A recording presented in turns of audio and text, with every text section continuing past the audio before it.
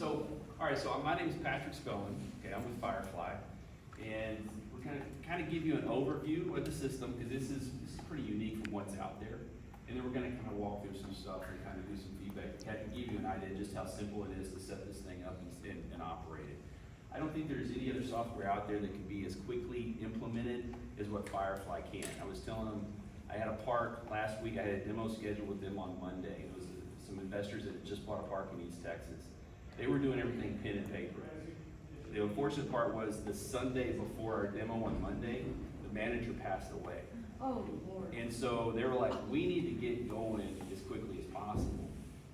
I had their park built out. They were able to start moving reservations and start using it that afternoon. I had the park built out in less than an hour. So the biggest delay is getting the credit card processing set up, and that's usually 24 to 48 hours. But that's what makes Firefly unique. You've got hands-on, you can make any changes you want at any time. You can build out the park, you can change the settings. You know, if you have an area that you want to add tent camping for the weekend, in a matter of minutes, those sites are available online to start taking reservations for you. So let me just do a real brief walkthrough, and then we'll kind of get into how the setup and everything works. So the first thing to keep in mind, and we talked about this on the panel last night, is being easy for the guests to make a reservation. Okay, so you want it to be very easy for them to book in. So with ours, this system can be set up so this can match your website. Okay, so this isn't a static picture. You can change this picture 100 times a day if you want to. Put your logo up there. And then if you want to put some special information to tell them, okay, you need to keep this in mind when you're making a reservation, you can add that. With us, you can make short-term reservations, or if you have monthly guests that you allow and you want the monthly guests to be able to book online as well, you're going to have that option. If you don't want to allow the long terms, that wouldn't present as an option to the guest. So we're going to put our date range in. Let me put next month in there. We'll put the 3rd through, let's say, the 7th. Number of adults, children, and pets. You can also have identifiers in there if, you know, some parks are going to where they don't want the rigs to be older than 10 years. If you do want to put age restrictions on there, you can build that in as well. The site type they're looking for, in this case, we'll just leave it as an RV site. We'll put a length in here because you can set a maximum length that'll fit on the particular site. But if you want to reserve certain areas of your park to just the big rigs and you don't want the small little, you know, truck campers or whatever to take up those spaces, you can also set minimum length requirements as well. So if they don't fall in that range, it won't show options for them if they're not allowed in those particular sites. Same thing with the slide out information here. So we're going to put, I'll just select the class B there. We're going to click to search the availability. And now this is where we start getting into some options that you have as far as the reservation process goes. So you can have an interactive map, and you can either outline the sites, you can put dots. I've got the different sizes to kind of give you an idea of how different it can look. I put dots on most of mine because I don't have a steady enough hand to trace that, but if you're a better artist than me, you can certainly do that. So it's got the interactive map, but it also could just have a list of sites that are available to them for them to scroll through and select. So let's walk through the process here. We'll say that I've been there before, and site 1 is where I really like to be. Okay, that's the best access to the fishing or whatever, and that's where I want to be. So, but it says it's occupied. I can see that it's occupied here, but I can pull up an availability calendar and see that, okay, maybe it's occupied when I'm coming in there, but if I change my stays a couple of days, now that site's going to be open. Okay, if your park's completely full, or if they just want to get on the wait list for that site, they can go ahead and enter all of their information and get on that wait list. And if you do have availability that comes up, you pull up your wait list, you can email it out there to them and say, okay, now you can go book because we've got an opening for you. All right, so let me pick a site that's open here. We'll pick site 3. Here we go. Now you can have as many pictures of the individual campsites as you want for them to scroll through to see what it is they're going to be reserving with you. There's no limit there. It's going to list the amenities that you have attached to this particular site, and then if there's more description that you need to add, you can customize that here. It's going to show them their total for the stay. So we're going to go ahead and book the site in here. Click through my shopping cart. Now we get into more options for you. So this does have a site lock feature. So if you're allowing them to pick a site, and you can put the verbiage in there, hey, we may need to move you around, but if you want to lock yourself into this site, it's just a revenue generator for the park. It's optional for you to use, it's optional for the guest to pay. You can set that site lock fee to anything you want. If you've got 100 sites, you can have 100 different site lock fees. So it's not just a universal that applies to the entire property. Information, if you want it to be mandatory that they have to enter their make, model, and license number of their rigs or their tow vehicle or their vehicles there, you can make that optional or mandatory. The next screen that pops up is if you have add-ons that you wanted to sell. So if you were renting fishing equipment, golf carts, if you want them to add firewood or something like that, that can be added at the time of the reservation while they're all excited about getting booked into your site. Go ahead and capture as much revenue as you can up front, right? All right, so we're gonna click through this, and it's gonna ask for guest information. I'm just gonna put some fake stuff in here real quick because I want you to see what this generates. Some fake phone numbers in here, 1, 2, 3, leave that there. California, fake zip code in there. All right, so the reason I put this in there is because once they enter their guest information, this is gonna populate onto your park's rules. Now the park rules have to be signed and they have to click that they accept. These rules are gonna be specific to their stay. So if you have addendums that need to get added to that, so if they are bringing pets and now there's a pet clause that needs to be added, or they're firewood or renting a golf cart or anything like that, it's gonna customize these rules based on their particular stay. And they again have to sign this and they have to click accept before they can move forward. They cannot complete the reservation without accepting these policies and signing. Did you have a question, Sylvia? I beg your pardon? Did you have a question? No, I was just writing some notes. Perfect. And it's gonna store a copy of this signed agreement inside the reservation, so you'll be able to access that at any time that you want. And I'll show you that here in just a second. So let me put a credit card in real quick. Don't write down these digits, they don't work. I tried it at Christmas. So, go ahead and agree to the privacy policies. Now we're gonna click to complete the reservation, and it's gonna bring up a reservation success screen telling them that the reservation's been made. Now it's automatically sending them a confirmation out with all their information, including their unique reservation lookup code and a link to their guest portal.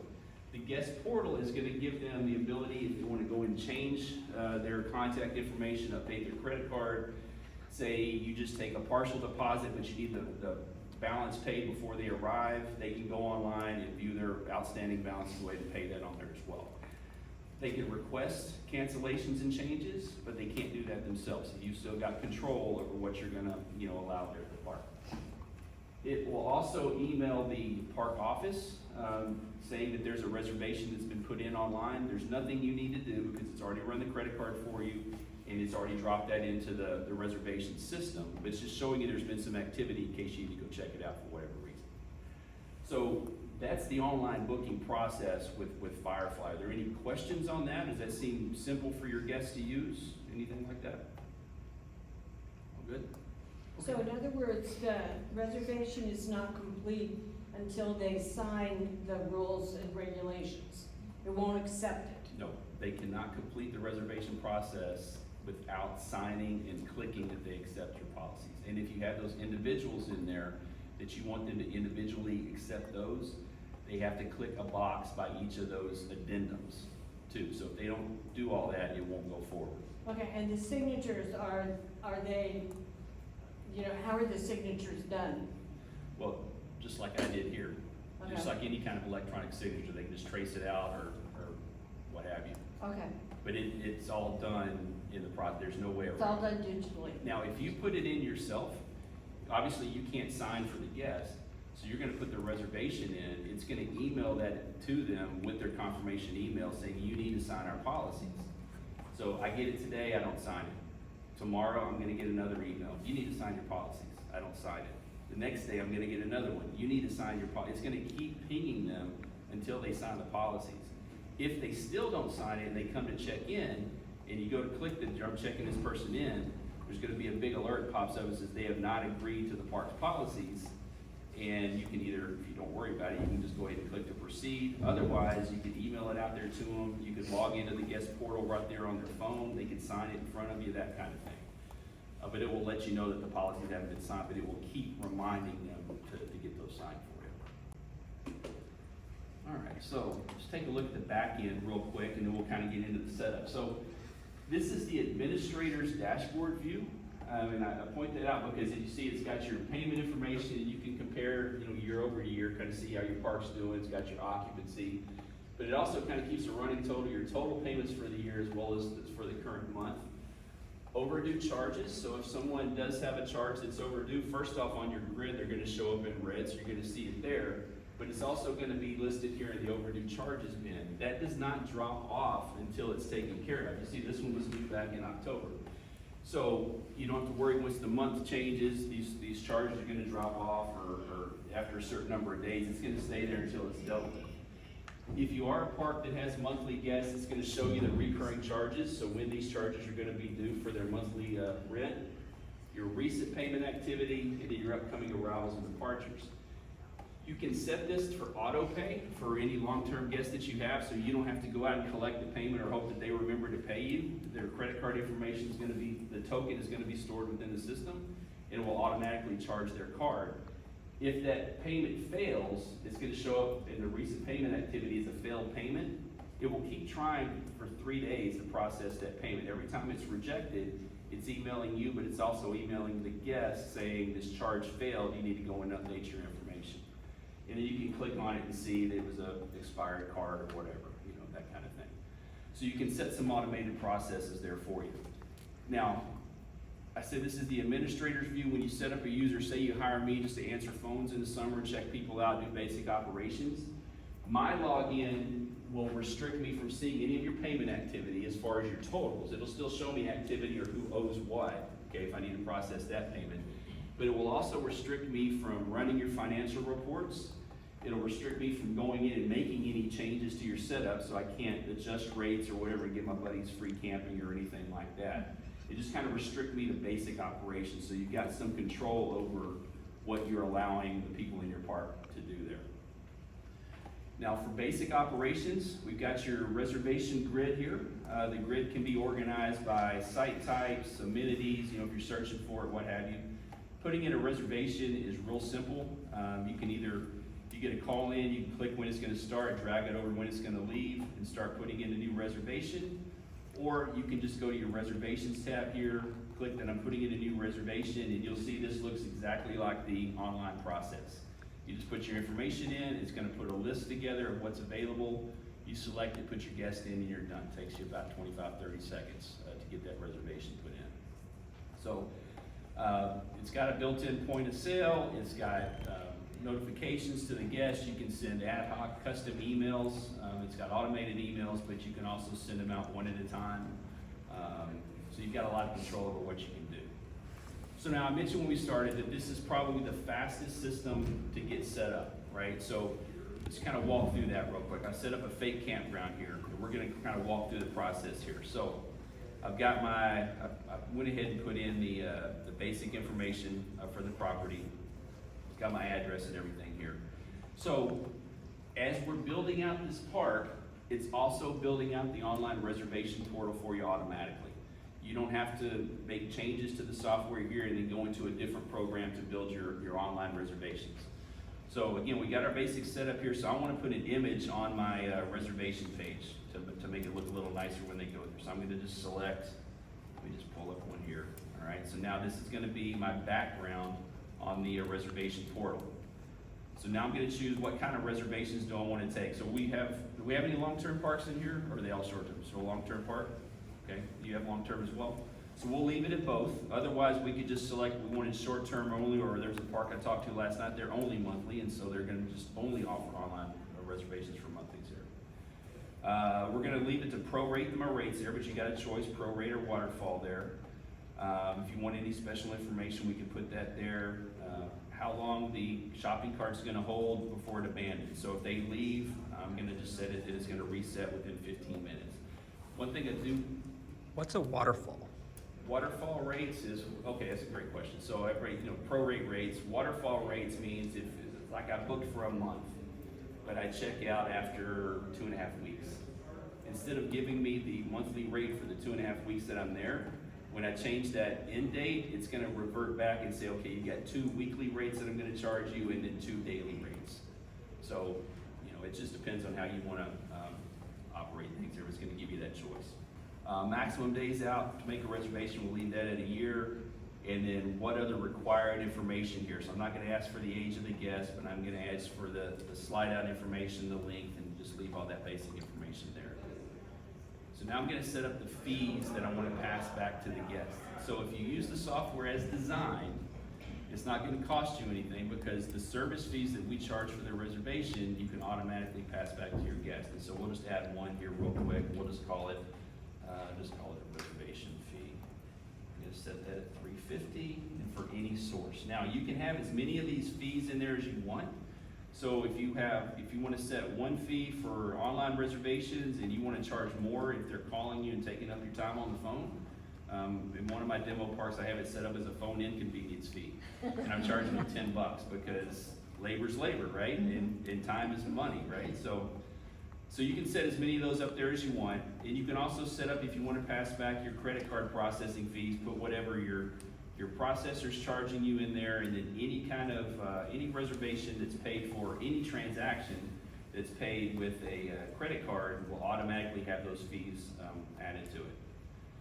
Payments and charges is just attaching the credit card processor that you want to use. We're not going to make any other changes in the basic settings there. So then what I usually do is I'll go in and build out some amenities. So we'll put 30 amp, we'll put waterfront, something basic like that. If you do have taxes, do you have to collect taxes on the camping sites that you do? Yes. Is it considered an occupancy tax or a sales tax? Transient. Yeah. It's like a hotel tax. So transient tax, is okay. So we'll add one of those in there. The reason I ask is it is different all over the country. Yeah, ours is 12%. Wow. All right, so we'll leave that there. Are there any other taxes that are associated with that? Is that the only tax, no sales tax or anything on top of that? Just transient tax? Okay. All right, so we got our taxes in there, we got our amenities. I'm gonna set up unit classes because to me it makes it easier to make changes on the back end. I'll show you that here in just a second. So we're just gonna call this a back end site. Let me set up a pull-through site. If I spelled it correctly. Call it pull-through. And then pull Thursday. Yeah, there we go. There, all right. And then cap. Okay, so I've got my amenities bucket, I've got my tax bucket, and I've got my unit classes here. So now all I need to do is build out my park. So I'm gonna go here, we've got a blank campus, we're gonna build a new unit here. We're just gonna call this a generic RV site, okay? All right, so maximum occupancy, what's total number of bodies you allow on a site there? What's the number? 6. 6? Okay, so to get to that total number of 6, do you have a limit on how many adults and kids? Do you have a maximum of like 4 adults or 2 adults or anything like that? So, okay, so we'll leave this. It's a county regulation. Okay, No more than 6 people per site. okay. And to get to that 6, you don't care if it's 6 adults or 1 adult and 5 kids or anything like that? Okay. Maximum pets at 1, vehicles at 1 there. I'm gonna set this up as a back-end particular site. What's good length for the pad site? 60? Alright, so we'll put 60 feet in there. RVs, we'll put slide outs will allow for both sides there. We're gonna leave the prohibited equipment types alone for right now. I'll get to that in a minute. This particular site, I can choose if I want this site to only be for short term, only be for long term, or I can select both. So I'm gonna leave it at all for right now. Go ahead and save on this. So now I'm gonna build out a rate. So standard daily rate, what's, let's see, standard rate. What's a weekday rate? 45. 45. Charge same on the weekends or more? What? Same on the weekend or more? No, so Same, that's 45. You need to charge more. Right, you're not getting enough for the park. All right, so in this rate, this $45 rate we have, what does that include? How many adults and how many, so do you include up to 6? Or do you have it where it's 2 adults and then over an adult, I start charging an extra person fee, 2 kids, and over that I'd start charging extra? You do? We have a limit, 2 adults, 2 children, 2 pets. Okay, so we'll set that to 2 and 2, and we'll set that to 1, and then anything over that, or we'll still leave it at 2. All right, so what's a good extra person fee? What do you charge extra? 5. 5? So I just set a standard rate. You can have special rates there as well, so if you want to charge more for holiday weekends, or if you want to use dynamic pricing, so based on occupancy level of your park, it'll automatically adjust that. You can have as many special rates in there as you want. It will first, when a reservation's being put in, it will first check to see if it qualifies for any special rates before it reverts to the base rate there, the standard rate, okay? And again, you can set up weekly, you can set up monthly, or if you're a seasonal park, you can set up a seasonal rate there as also. So deposit rules, I've got it set to default to 100%, but you can have as many deposit rules in there as you want. So if they book 6 months out and it's only 50% down, you know, if it's the last week and it's 100%, whatever, you can build all those in there as well. Same thing if it's certain times of the year that you want the full amount or a smaller deposit, you can control that there. Taxes, we're gonna add the tax that we talked about here, so I'm gonna pull this from my tax bucket and apply the transient tax to any stay that goes into that particular unit. Photos, if I had photos here, I would just drag and drop, like I said, as many of them in there as you want. The amenities, I'm gonna go ahead and just select, I'm just gonna select 30 up here for just an example. If you wanna set minimum, maximum night rules on that particular site, you can build that in as well. And then the site lock fees, if you wanna charge a site lock fee, you just put in whatever the amount is that you want it to be for that particular site. All right, so I've got my site built out here. So now, how many sites should we have on our campground here? How many, what's? 400. 400? I'll do it. We may be here for a few minutes, but I'll do it. Let's do 40, just in the interest of time here. All right, so I built out my template, so now I need to create the other 39 sites that go here.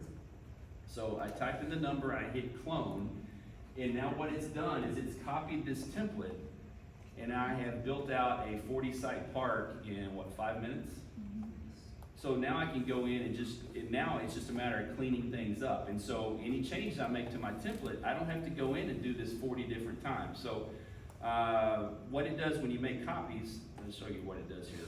So it says copy 1, copy 2, copy 3. So the first thing I usually do is go in and clean up the name. So I'm gonna copy this name, I'm just gonna export this. I'm gonna copy it to the entire park, and just select that I'm changing the name, and hit continue. Now just copy the settings. And so now you see it's cleaned that particular site up. So if I want to say 1 through 10 are my pull-through sites, let's see, let me go into this park here, this one here. I'm going to change this to the first ones were back-end sites. So now I'm going to change this to a pull-through site. So I'm going to go and change that class there. Now I'm going to export that. Let's see, let me just pick some sites here. You can go in and specify exactly where you want those changes to be made, so it doesn't have to be universal. Let's see, where is it? The unit class, there we go. Hit continue, and now I've changed those sites now that they say, I can go in and change this title to say, you know, pull through, or the other one, or actually I'll just do that. Through, I'm gonna save this. Export the name to just pull through sites. That's why I added the classes there, because then I don't have to remember which particular number it is I have to go in and make changes to. Yes, sir? And when you build the fee schedule, is that itemized or is that lump sum, or can you do both when you bill someone? The fees that are passed back to the guest? Yeah, Right what here. you put in a fee for a nuisance call, Mhm. fee. You obviously don't want that itemized on the person's bill. Is that all lump sum you were building? Or This- can you itemize it for what they're being charged? Yeah, now this right here is gonna show as a separate line item. Anything that you set up, this is what they're passing back to them. Now, if you wanna roll those fees up and hide it, you know, you can do that. Okay, But yeah, if you wanna attach a separate charge like that, it's gonna show up as a different line item, okay. unless you have it factored into your rates. All right, so I've just built out a 40-site park, okay, in just a couple of minutes there. If I wanted to go in and, like I said, I can freshen this up, kind of go in and customize. If I want to say that just my pull-through sites, I'm not going to allow pop-up or tent sites here, I can go in and restrict that. So this is gonna give you some control if you have a large park that fits all these things, but say there's a certain area of the park that maybe the turning radius is not the best fit for a certain type of equipment, you can go in and restrict that on those particular units instead of having to make a universal change to the park. So you can customize that and get as specific as you want there. So now let me upload a map and show you how to mark the map. So all I need to do, I'd have to pull this up. So don't look at my desktop here. All right, so let me, I don't know if I can do this right.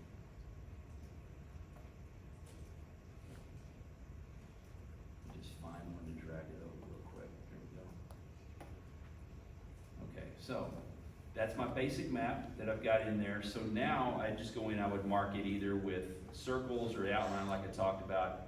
You just click on it, it's gonna bring up, select the unit, you just attach the unit that you applied it to. But what this has now done is I can go on my reservation portal, and now that everything's built, this thing's ready to go. And this was what, from start to finish, was maybe 15 minutes at the most. So if you have concerns that, hey, our season's getting close, and maybe we need to wait till after the season to get this implemented, your park can be built out. You know, if you have a 400 site park, it may take you 20 minutes to get that done. But you could have it done. The biggest time factor is gonna be getting set up with the credit card processor. With the folks that we use, is generally within 24 to 48 hours. If you already have a credit card processor and they will integrate with BridgePay, then it's just a matter of getting an account set up with BridgePay, and you can probably be set up that afternoon. I mean, there's nothing else that's like it. But you have the ability to go in and make any changes. Oh, yes, ma'am. Are you able to bring over existing client data? Yes, great question. So what we do is we have an import template, and so we can bring over your guest information, so just a generic guest list of anybody that you've got there, but we can also pull over your current and future reservations. And so that process, once we get the data in, our implementation team takes a look at it, as long as there's nothing that stands out or anything. That takes, we imported one, takes 30, 40 minutes, and they were really fast to get these things set up. Yeah, I think the longest one we did, we had one that had almost 2,000 reservations, and it was a few hours for us to sort all the data, make sure it was right, get it uploaded. So, yeah. If they're on a previous software, can they still stay on that while this process is happening? I guess what happened, how do you do the transfer? Yeah, so that's, okay, so what we do is you'll send us the data and we'll say, okay, this is the cutoff date for this data import. Anything from that point forward until we're finished with it, if you get a reservation in 20 minutes after you send us that, that's gonna end up having to be manually put in, you know, once we get it finished out. But yeah, it's not a hard cutoff, so you can use your other system, you're just gonna have to manually put those reservations in until you finally do the switch, you know, and convert everything over. But it's really quick to get built out. There's no cost for the setup. Obviously, you can do a lot of it yourself. If you do need help, you know, like I said, I'm happy to step in issues where it's, hey, we just need to get this thing going, like those folks I was telling you about. They didn't want to go through watching the videos and walking through the sections on how to do it. I recommend everybody to do that because I think that aids in your training. Kind of you get an understanding of how the software works, you know, and kind of how it gets put together. So I recommend everybody to do that, but if it's something where you're like, hey, I need to be set up tomorrow, just get it set up, let's get started with the training, we can get you built out real quick. But there's no cost for these setup, there's no cost for importing your information, okay? The reservations that you end up putting manually in, you know, it's like a catch up for that period of time. Just give us a number, say, hey, I've got 15 reservations I've got to get put in. We'll put a credit on the account so you don't pay for those. That's considered part of the implementation process. Once you activate the account, our implementation team will schedule time with you. That's where you'll get all your training. They'll go through the setup and make sure that it's built out the way that you want it to operate, okay? And then from that point forward, your tech support is also included. We don't charge extra for that. Any upgrades that we're making to the system, you'll get a notification. Like we just added actually this morning, this accounting module. So now you can do a full chart of accounts within your system, and it will export directly into QuickBooks if that's what you're, let me go back to one that's live, I don't have anything set up there. Oops, there we go, example of it. Yeah, so you can set up all your chart of accounts, so if you are using QuickBooks as your accounting package, it will export directly into that program for you. So you're not having to export as an Excel file and then bring it into the other software. Other accounting software? Not yet. That's an ongoing process. Okay. And so, yeah, which one are you using? Sage? Sage? Okay. 100. Sage 100? Make a note of that. And then one of the other pieces that can take some time in the build-up process is just how many items you have in your POS system for your shop. That can also be, you know, a little bit time consuming, but it's really easy to build out a shop in the POS Yeah. as well. In the point of sale system being implemented into the software, it will keep track of your inventory items. Okay, so there's reports you can run. Setting up items is super simple. You can scan the barcode on the can of Coke or whatever and get the items all set up and track your inventory. But with it being within the system, this gives you the option, if your guests, you can sell more because they're not gonna have to carry their wallet around with them all the time, right? So they come in, kid wants a candy bar, well, mom and dad didn't have, you know, their wallet on them. Well, let's get the kid a candy bar and just add it to their reservation. So you can take the payment right there, but you could also just charge it to the reservation. It's gonna bring up the guests that are on the property. You just select the guest that's buying the item here, and you've added it to their bill, and then they can kind of run a tab, and at the end of their stay, just process their card for all the charges that are on there. You don't miss out on anything because they didn't have their wallet with them. If they're at a campsite, a camper's at a campsite, can they send a notification like they want some firewood delivered to them? Or is there a way to like talk to the front desk? Other than, well, if you have. Like to the guest portal? No. No. You can send notices through there. It does have an optional text messaging service. If you want to use that, it does have two-way text messaging. It goes directly through the software, and so if they do send you an alert, this would light up and say you have a message, and then you could answer everything through there. Now that does bring up another point, as far as what you can keep track of with the guests. Let me pull up my reservation here. So when you access a reservation, now this is an ongoing one that I've pulled up, but the way ours handles the ongoing is it doesn't put an end date on there until you know for sure that that person's gonna leave. So you would manually put it in there. So if you have workers or things like that coming through and their job's supposed to be 6 months, but it gets extended, you haven't reserved the space behind them and ask them to move, having to move them out or anything like that. Add-ons, simply, you can handle this through the point of sale, but if you did want to have an add-on section, just add that to the reservation, you can do that there. This is kind of a popular feature, so the guest information, you got all their basic contact info here, but you can, these notes and things that you enter on the guest, they don't see this. This is all back-end facing, so you only have access to this. But you can give your guests ratings, including banning them from the park.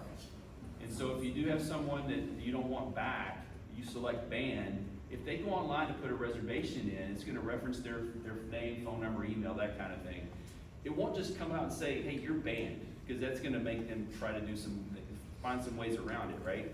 It'll just put up a pretty passive message that says, hey, we can't complete this transaction. You're gonna need to contact the office. And then when they call you and you pull it up, there's a big banner that says, this guest is banned, you know? Are you sure you want to proceed with this? And then you can pull up the notes and see what's going on and figure out what you want to tell this person. Oh yeah, we're full, sorry, you know, that kind of thing. So that's been pretty popular in there. What else? We call that a no-fly list. A no-fly list? There you go. You can call it. Yeah. It'll keep track of the charges that are on the account, so it'll show anything that's been added, if it's been paid. If there is a balance due, it's gonna alert you up here. You can also put a reservation credit on their account. So if you do wanna sell like gift cards or something like that, put a $100 credit on their account. Anytime a transaction is put on there and you go to collect a payment, it will pull from that reservation credit before it charges the credit card. So, you know, if they wanna give their kids $50 to use in the store or whatever, that would be an option for you there. Invoices, if you need to create invoices, you can do that here. The park policies I was talking about earlier, it's gonna show the policies that were signed, but I can also click on this and bring up the actual document. So if they say, this is never against the rules, I didn't agree to this, you can pull it up and say, well, there's your signature, and you signed it on the 1st of February, that kind of thing. So it's gonna store that there. They also have access to that through their guest portal if they need to view it for whatever reason. Notifications, so this keeps track of anything that you've sent to the guest. So email is set up, and email is included. Again, if you wanna add the optional add-on for text messaging, it would also keep that conversation. It'll show you what's been sent. So if I say, hey, I never got this overdue charge notification, I can see that it was sent, but I can also see that this person opened it. It'll timestamp it there too. So it just gives you more backup on exactly what's been sent to the guest there. History, any transaction that goes in on that reservation. So if I move them to a different site, if I've taken a payment, if there's any kind of discrepancy and they say, well, I paid so-and-so, you can pull up all the activity on the account, see the date and the time that it was done, as well as the user that did it. So if you need to track down, say, Patrick, they say they paid $50 cash, but you don't have this thing in there, or you put a different amount in or whatever, it'll help you kind of track that down. And then attachments, if you want to get a copy of insurance, if you want to get a copy of a driver's license, the registration they were talking about just a few minutes ago in the legal thing, you can drag and drop it there, or they can upload all this information through their guest portal as well. Once they drag and upload it there, it's going to populate onto the reservation. This also, say they do some damage and you need to document this because you're charging them for their damage fees or what have you, and to help protect you against chargebacks. You can put all that in there so that it's organized for you. You're not having to remember, well, I put the report here and there's pictures over here and then I wrote something down here. It's going to store it all under that reservation there for you. Okay. Now, our pricing structure, if used as designed, it doesn't cost you anything. So we assess a $3.50 service fee for any reservation that the software is servicing. Okay, whether that's made online or it's put in yourself, because it's still managing that reservation for you. So again, if you pass that back to the guest, no cost to you whatsoever, and that's it. There's no monthly minimums. There's no cost for the setup. There's no cost for your training, and there's no cost for your tech support. What's the text messaging? What's that? Text messaging. Text messaging is through Twilio. It's $15 a month, and it is 2 cents per text, but it is two-way communication. So if you want to use it for like emergency notifications, you can go to your guest portal here, select, in this case I've just got email. It's going to default to who's on the park. So say there's a weather emergency, you need to get a notification out there to them. You would just hit select all, put your message in there and send it out there to them.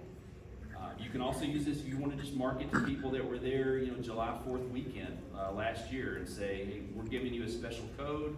If you want to come back and stay with us this July 4th, use this code, that kind of thing, and send it out directly from in there. Is there a monthly contract? There's no monthly contract. It's all, we think it stands on its own. So if you're not happy with it, we're not going to force you to stay with something that's not working for your business. But we're confident enough in that's why we don't do that. So can you show us how to move on your chart, move a reservation on the chart, or? To move it to a different site, or yeah, it's a simple process. Let's move this one right here. I'm going to select that I'm going to move to a new unit, and I'm going to do it from the first day of the reservation. You can also split existing reservations. So if you have somebody that's there and they don't like the person they're next to, and you want to move it, you can move them in the middle of the reservation as well. It's going to bring me a list of what's available to me. So let's go down to site number 5. Hit save, and then now we've made that move there. So just basically 2 clicks, and you've done it. You can also do that from within the reservation if you want to as well. If it did move them to a site that, say you went from a standard site to a premium site, and you saw that button there that says recalculate the rates, it would update the current rate for that updated site. So if there's still a balance that they owe you, it would add it to the account. Now, can you say you don't want it to recalculate? Yeah. That was one of the options, so you move to new unit. So down here where it says recalculate the charges. And so, yeah, if you don't want them to recalculate it or anything, you don't have to click on it. You just hit save and you can just move them around wherever you want to. Will it make sure it's a big enough spot? Won't let you move somebody into a smaller spot where it won't fit? Right. Okay. Yeah. As long as the spot's restricted, like you Yeah, put in there and right, said, okay. yeah. Yeah. Yes, sir. I've asked this question to some of your competitors. We're mainly long-term, and if we have someone move out, before the full month's out, and that spot becomes open, Yep. is there a way to, through the program, to change that spot to a transient spot? Will the computer pick that up? Or does it have to be manually done? Well, it would have, so, a couple of ways you can do it. You can have all your sites set up to allow any kind of reservation, and then if that monthly guest does clear out, then it would show available, so anybody goes on your portal and says, I need a site for this weekend, then it would accept that. Now, if you do wanna restrict it, where it is just long-term only, and then so they leave and I said, okay, I wanna make this available this particular weekend, we just pull up the site here. Go in there and click it, now I want this to take standard reservation, and hit save, and now it's just that quick. If somebody goes on your portal 30 seconds later, that site can be reserved by anybody for whatever length of time. And if you do set it up as a standard, but they end up staying for longer than that, it will default into, this has now become a long-term stay and charge accordingly. Okay. Yeah. And that's based on the parameters, we said Yep. a week, month. Yep, something like exactly, that. you guys said. And then the other great thing with the software, and the communications aspect of it that we recommend is, you know, you're tracking your customer, your campers' emails, you know, 2 days, 3 days after they leave, you send them a reminder email and ask them to review your sites. You know, that way it's a great ask of, you know, hey, if you enjoyed it, come leave a review. That was, earlier today, they were talking about, you know, the fear of bad reviews and things like that. So, you know, a lot of people don't think to leave a review if they had a good time. It's their expectations. If it meets their expectations, they don't think to go and leave a 5-star. Right. If they had a bad experience, they're gonna go say something. But if you remind them once they've gotten home, they're like, oh yeah, let me go do that real quick. So it's a great way of keeping that communication open with guests and getting those positive reviews. Well, on another note too, the gentleman said that they want an outlet to complain. So when they check out, if you send them a quick survey or how was your stay, more than likely they'll do it there before they'll jump Yeah. onto like Google or any place else, and that prevents that public display, so. Because a lot of Yeah. them want, they want to be heard and they want their problem solved. The best way to get it in most people's minds is to be vocal online, to get like that community, you know, pile on. But if you send them an email and give them an opportunity, they keep it in-house. And we've got, it comes default, there's several templates that are already set up for you, and then any of these messages can be customized to best fit you. And like the ones that are automated, like your reservation emails and things here, like your new reservations and stuff, you can set that if you want that to be sent or not. So like your past reservation follow-up. I can have it sent automatically, or if you don't want to do that, you can send it manually by just checking that box so that it's not sent. And so that may be something where you can go in after the fact and send them an ad hoc email, just select that template if you want to. But they're already set up for you, you just go in and customize it to what's gonna be, best for you. This also, one thing before we wrap up here, this has a free trial with it. So you don't have to decide or try to remember, hey, Patrick, I think told me this, I think it works this way, I think it'll do this. You can get in there and build out your park and play around in it. It's a free 14-day trial. So you can build out the actual park, go through the process, put in reservations, see how easy it is to use. And at the end of that trial, you decide, yeah, we're ready to move forward with this. You just activate the account. Anything that you've built in there now becomes your live database. So you're not building out a sandbox and then building out another version for the final copy. It's all one piece. But this way, you get your hands in there, you can truly see how it works and make sure that it's the best fit for your business before you commit to it and go live. And like any of the practice reservations we put in there, can you delete them all Yep. before we go live? Yeah, yeah, it's easy, I mean, you're probably not gonna put 400 or 500 in there playing around, but it's easy enough to just go in there and cancel that reservation, and then we'll do the import on top of that to get you current for everything else you got in already. Yeah, exactly. Yeah, you put 400 in, call me, I'll go in there, take me a few days, but I'll get them all deleted for you. And then you can import the 1.5 million. Yeah, I'll make that trade all day long, I'll tell you that right now.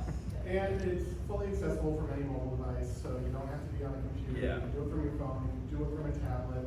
And we also even have our software set up with a kiosk system where you can set up an iPad outside of the store for people to be able to do self-check-in after hours and things like that. So there's a lot of different ways to, really our goal with our software is how much time can we give back to you. And a lot of parks are using this too. They'll put this URL in their pre-arrival that goes out the day before they get there. It says, click this on your phone, check yourself in, go to your site, that kind of thing, so. Also, if you have staff that goes around and does meter reading, you could just have them take a phone or an iPad and go up to the meter, go right to the site on the iPad, put in the kilowatts, and it goes right back to the cloud. So you don't have to come back to the office and write everything back in. One more question for you, and I'm outside of my technical knowledge here. Don't even know, I'm just gonna throw this out there to you. Any way to integrate Venmo, PayPal, Cash App into this system? You can record the transaction. That is one of the selections here when you take a payment. Go to my charges here, click on putting in a new payment. So you can select what that payment source is, but it won't automatically go in there. So, it's not like a credit card payment. So they would send it to you, you get a notification, you just put it in here, yeah, they paid me the 267 or 297, whatever it is, with Venmo. That way your reporting is still accurate. You can break down the Right. sources there. No word came. Right, Okay. right. So that's an option that's in there. You should probably put that in your program. I'm technologically advanced now, it appears that. Okay. Well, and I mean, honestly, there's a lot of things that are gonna go into this, and based on, because we take a lot of feedback when we're on demos, when we go out to shows and meet with people and stuff. I mean, that's how we're gonna continue to evolve this software. So what you're looking at today, you come back to this show next year, is gonna be probably a lot different, because there's a lot of things we're working on. And get a lot of, the functionality in this is great. I mean, it's gonna save you a lot of time. It's simple to learn. It's simple for your employees to pick up on it. And most importantly, it's gonna be easy for your guests to book into, okay? So you don't want them to have to go through a bunch of different steps and try to figure out what this means, to make a reservation. We want that to be as easy as it can for you. But once we get a few more things that we've got on our short list, that's when we start, I kind of tell people, it's kind of like, we got the car painted, now we're gonna put the chrome on it, and we're gonna kind of bling this thing out. So there's a lot of stuff that's on our roadmap. It's really, this software has been so well received. They came on board with the Spirit, which is our parent company. We have Reserve America and RV Parking. They're two of our sites as well. They came on board with us last year. We really started promoting this software about Harvick, so about November of last year. And the amount of onboarding we've done, we went from having just a little over 100 parks. So I looked before I came in here, we're almost to 600 now, and that's just in a few months. And so this thing has taken off. It's been really well received. The folks that are using it love it. I don't think there's anything out there easier right now on the market, for sure. I don't know if it was mentioned, but an actual campground owner and his brother bought a campground, and he was a software developer, Bradley Adams, and he's the one that built this system for his campground. So he knows the industry, and now he's our lead And developer. he still owns the campground. Yeah, and he still owns a campground, and he's our lead developer now. So he's the one that's in charge of all this stuff, so. Great guy. And a lot of the functionality we're looking to build this year that's on the roadmap are those really nice to have features that starts to let you generate revenue in new ways, gate controls, RFID bracelets. We're having conversations to be able to engage potentially with background check company where that, if you're doing long-term stays and you want to be able to do background checks, have that feed into Firefly so if they have, passed or failed right there. And we want the feedback. We have a lot of engagement with our client success team. We're asking our campground owners the question, what do you guys really need? And we're consolidating that, we're looking at it and saying, this is a feature that has broad appeal across 90% of our campground owners. We're gonna implement it. We're gonna figure out a way to get that up and running. I have a question. Yeah. So we're in an area that it's not uncommon for the internet and cell to go down. Is there, like, if it went down, we saw power, can we make changes in the uploads when you With found online? With it being a cloud-based system, you're gonna have to have access to access to your browser. It's a good, I tell everybody, and of course, cell going down the same time as the Wi-Fi goes down is It's a lot kind of a more unique common in our challenge. area. Really? Yes. Okay. Well, 'Cause that's- Starlink really helped out for us. Yeah. That's what I was gonna say. Yeah. We were, Starlink, Elon Musk. yeah, we did a tour of Colorado this last summer. We did every campground in Colorado. And there were several that had been on a locally hosted version of some of our older software, but they were able, because they didn't have access to anything, and they went with Starlink, and the speeds they're getting were amazing.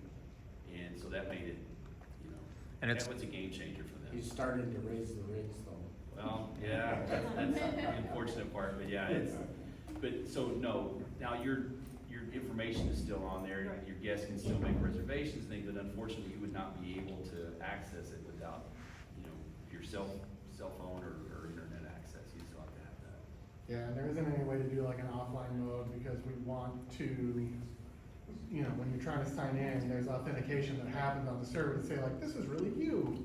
So, yeah, there isn't really an offline mode on cloud-based services. One more question. It's $350 per reservation.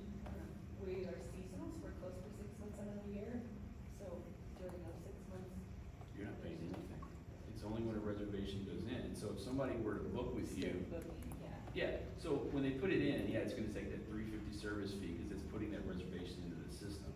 But if it is something that's like a season that they're there for 6 months, that service fee is gonna recur every month, because it's gonna manage that reservation every month for all this, you know, the stuff you're managing through there. But you would not, the clock's not gonna be ticking, so to speak. If they put the reservation into June, it's not gonna start till July, you don't have anything in between.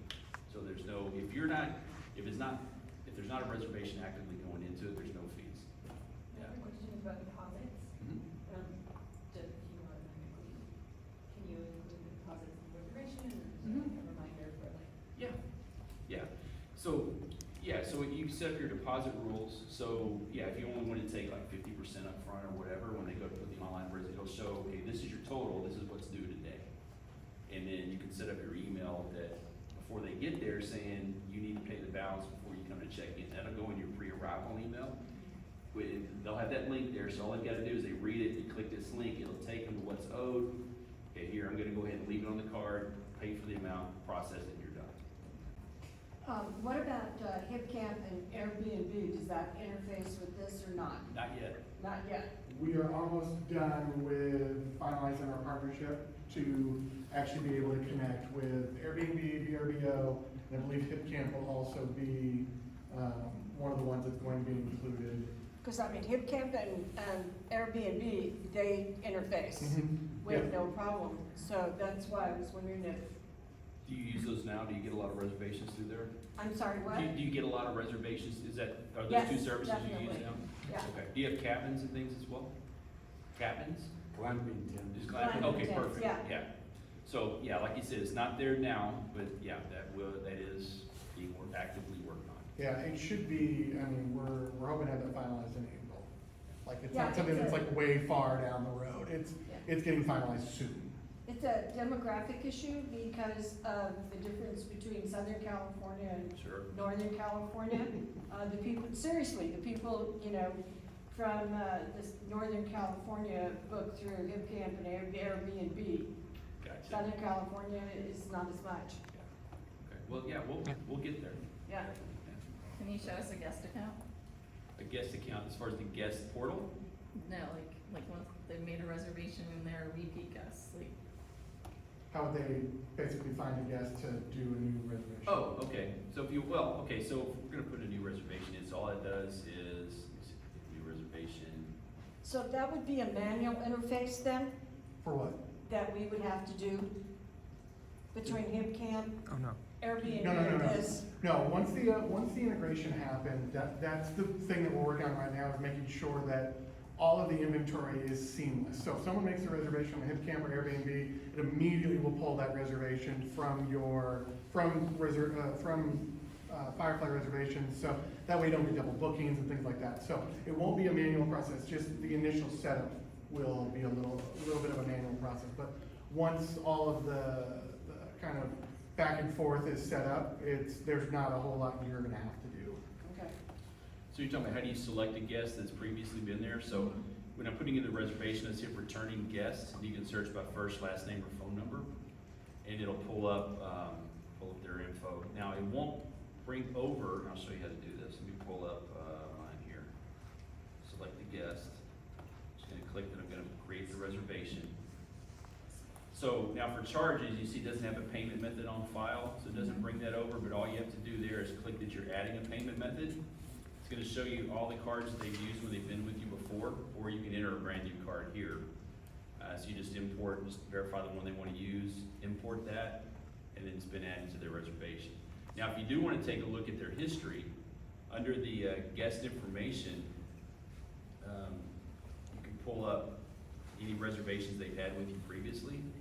So if they call and say, I was there, you know, in July or whatever, and I don't remember what site it was, you can pull up that and actually access the actual reservation and see if they were in site 2, then they moved to site 3, you know, that kind of thing.